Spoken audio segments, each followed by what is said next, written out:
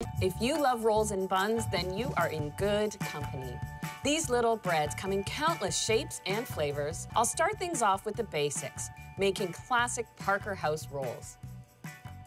When you're making a yeast dough that you want to bake up into a soft style of a roll, there are a few key ingredients. The first being milk, as opposed to straight water, which you would find in a traditional crusty bread recipe. So I've got 1 cup of milk, and I've heated it to just above body temperature. I will add a touch of water, just a 1/4 cup, and now I can measure in the yeast. I'm using an instant dry active yeast, 2 1/4 teaspoons. And I'll add 2 tablespoons of sugar to the milk. I'll measure in 2 tablespoons of melted butter. A single egg adds a nice bit of richness. And 3 1/4 cups of all-purpose flour.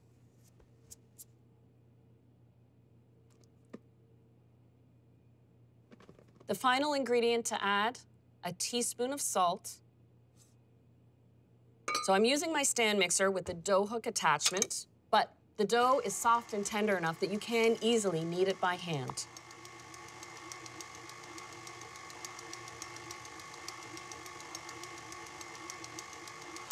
And there we go.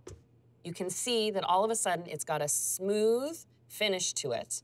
And then by touch, you can feel how elastic it is. You can feel the stretchiness. It pulls, but then springs back. So that means you've developed the glutens, the proteins in the flour, just enough. So now it's time to stop. And I've got a large bowl, and I'll just put a little layer of oil in the bottom of it and pop the dough in the bottom. And now it's time to set it aside to rest and let the yeast do all its work. Cover it with plastic. It takes a good 90 minutes for the dough to rise and double in volume. I have a batch of the dough that I made earlier, and you can see how it's doubled in volume. You can put a light dusting of flour now on your work surface and turn the dough out.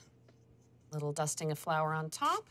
Grab a rolling pin, and now you're actually intentionally knocking out the air, the carbon dioxide that the yeast produced. So now I roll this out into a square about 12 inches across. So now what I'll do is cut this into 9, kind of like a tic-tac-toe board. Now I'll cut each of these squares in half to create rectangles.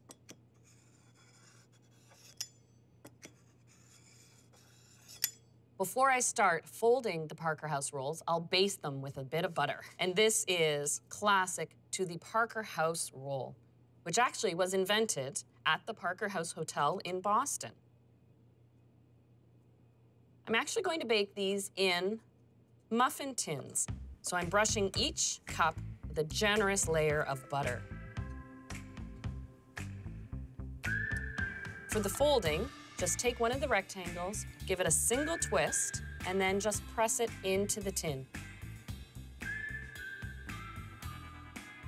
With this style of roll, it's not as important if the shaping is precise or identical. It'll all bake out in the end. I set the rolls aside for 30 minutes just to rise up again.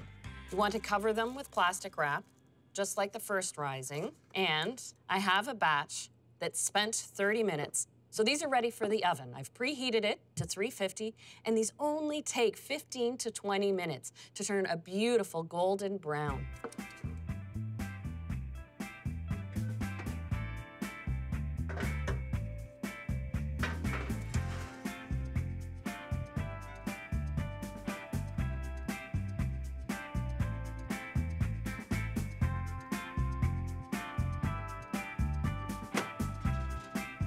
Look at these. Set these aside. And just look how beautifully the rolls puff up then when you tear into them. Oh, this is a thing of beauty. You can always feel proud about making a freshly made Parker House roll.